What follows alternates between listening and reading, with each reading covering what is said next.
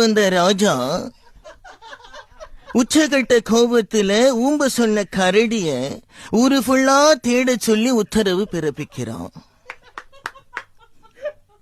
ராஜா கிட்ட நல்ல பேரு வாங்க கிடைச்ச இந்த நல்ல வாய்ப்போட போன அத்தனை பேருமே கடைசியில வாய்ப்போட்டு தான் வந்தாங்க.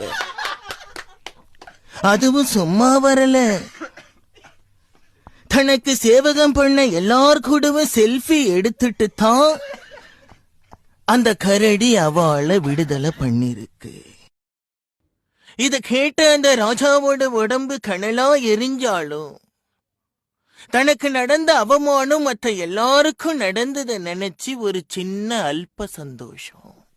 இனிமே நைஃப் மாதிரி எந்திரத்தை பயன்படுத்துறத விட்டுட்டு தந்திரத்தை பயன்படுத்தலாம் அப்படின்னு சொல்லி கரடியை தீர்த்து கட்டின மனைவியே காட்டுக்கு அனுப்பி வைக்கிறான்.